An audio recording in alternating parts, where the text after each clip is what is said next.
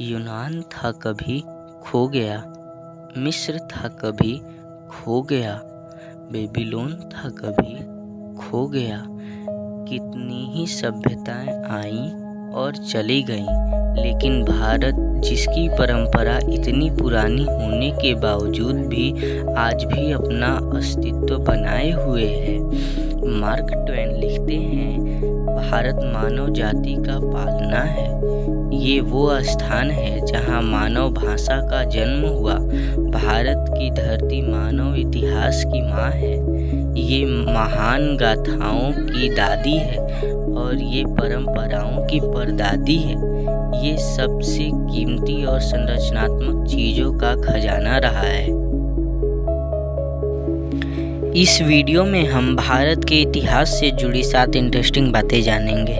Number 1, archaeological evidence बताते हैं भारत की शहर वाराणसी सबसे प्राचीन शहरों में से एक है जो आज भी अपने वजूद में है। इसे बनारस भी कहा जाता है और ऋग्वेद में इसे काशी भी कहा गया है। वैसे काशी को 3000 साल पुराना माना गया है, लेकिन हिंदू मिथोलॉजी के अनुसार भगवान शिव ने 5000 साल पहले इस शहर की स्थापना की थी।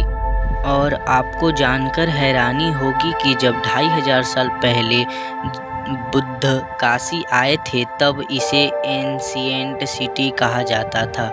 हिंदू धर्म के 7 पवित्र स्थानों में से काशी को सबसे पवित्र माना जाता है और इसे जैन और बुद्ध धर्म में भी सबसे पवित्र माना जाता है। नंबर 2, तक्षशिला विश्वविद्यालय को दुनिया की सबसे पहली यूनिवर्सिटी माना जाता है। इसके ईसा से 700 साल पहले प्राचीन भारत के तक्षशिला शहर में स्थापित किया गया था। आजकल ये पाकिस्तान में मौजूद है। तक्षशिला में विश्व भर के 10,500 से भी ज़्यादा स्टूडेंट पढ़ा करते थे। Science, math, medicine, politics, astrology, astronomy, music, religion और फिलॉसफी और 60 से भी ज़्यादा विषयों को यहाँ पढ़ाए जाते थे और अलग अलग विषयों के लिए अलग अलग स्कॉलर्स ने यहाँ पर अपना आश्रम बनाया था। हमारे मशहूर इकोनॉमिस्ट और फिलोसोफर विष्णुगुप्त चाणक्य तक्षशिला में आचार्य थे। चाइनीज ट्रैवलर फाहियान जब 5वीं सदी में भारत आए थे तो उन्होंने तक्षशिला को भी विजिट किया था। अपनी राइटिंग में उन्होंने तक्षशिला का जिक्र भी किया है। 7वीं सदी ईसा पूर्व से लेकर 5वीं सदी ईसा पूर्व तक भारत का ये महान विश्वविद्यालय अच्छी तरह फला फूला। 6वीं शताब्दी आते आते विदेशी हमलावरों ने तक्षशिला को नष्ट कर दिया। नंबर 3, शिक्षा के मामले में हमारा देश भले ही कई देशों से पीछे है, लेकिन एक समय था जब नालंदा यूनिवर्सिटी हायर एजुकेशन के लिए दुनिया का सबसे मुख्य सेंटर हुआ करती थी। नालंदा तक्षशिला से भी वेल ऑर्गेनाइज्ड यूनिवर्सिटी थी। कोरिया, जापान, चीन, तिब्बत, फारस, इंडोनेशिया और तुर्की जैसे शहरों से स्टूडेंट यहाँ पढ़ने आते थे। नालंदा यूनिवर्सिटी का एंट्रेंस एग्ज़ाम बेहद ही मुश्किल रहता था। चुनिंदा प्रतिभाशाली स्टूडेंट ही इसमें प्रवेश पा सकते थे।